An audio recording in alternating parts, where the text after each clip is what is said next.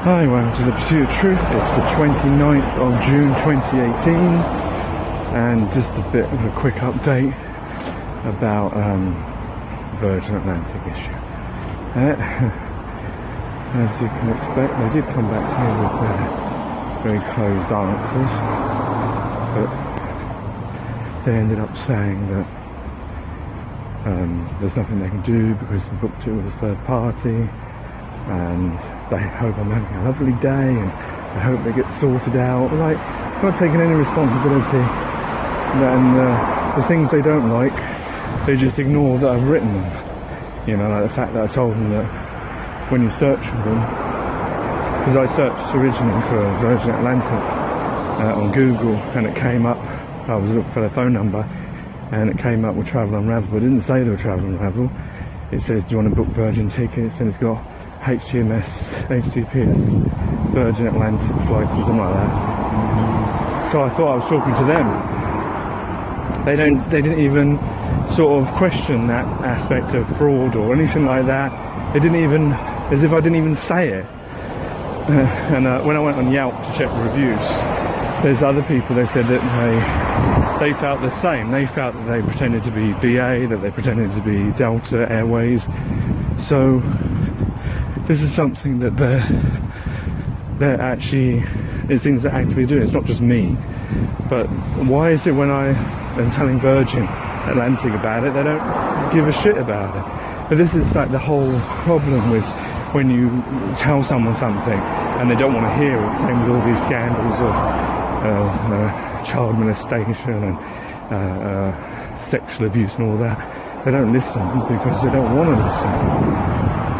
So they didn't listen, and now they were saying that, because I was asking them, why can't I just phone them and then they can make the change? You know, like I need a name and a phone number because I don't trust them. And they were just saying that, we made an agreement, you know, with the travel agencies that we won't interfere with their bookings. What do you mean? You won't interfere with their bookings? They're your fucking tickets. I'm getting on your plane. I'm your customer. You don't give a shit because you made an agreement. So they can't change anything because then they'd be breaking that agreement. So they don't care about the fact that it's taken me a month just to get them to tell me whether they can do it or not do it. And then they're giving, because they're saying that even if they phone up Virgin, they won't be able to authorise the change.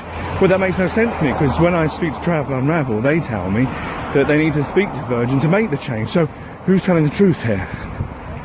Now I don't know who to trust anymore.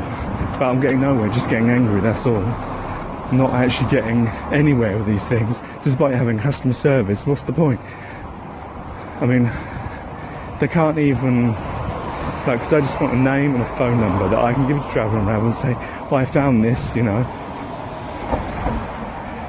Oh, it's just so frustrating when you have to try and deal with customer services in anything. They just want to hear the tick boxes that they can deal with, and that's it.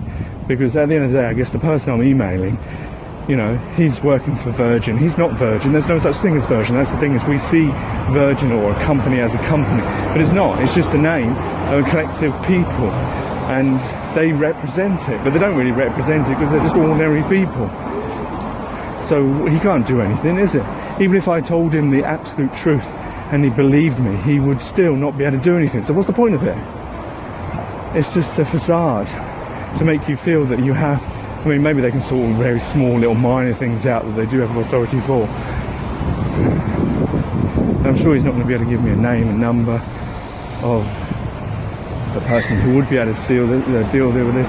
You know, like they could sort of say, oh yeah, you're our customer, we're really concerned, you know, we're not liking that we're selling tickets, we're allowing Travel Unravel to sell our tickets, and you're having a bad service out of this, so we're going to go and talk to them. Why do they do that?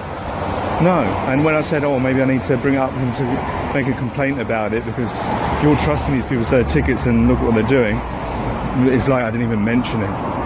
No matter how many times I say it, it's like it's not written there. What, are they blind or? No, I just don't want to see it. So I'm sure at the end of the day, I'm not going to get anywhere with this. I'm just going to end up having to pay for another ticket for exactly the same seat. But this is why nothing ever gets sorted, why, you know, we're never going to get anywhere, because we can't. These companies, they just have us over a barrel, you know? I mean, if they wanted money from me, oh my goodness, they'd be able to get that. You know, they'd be able to get me to do whatever they want me to do. Like, if they want to make a change, if they suddenly say, oh, this flight's not going, well, that's it. I'll have to accept it. There'll be nothing I can do. But, or it's delayed or whatever, there's nothing I can do. But if I say, oh, I don't want to go on that flight, I want to go on the next flight. No, there's no way you can do it.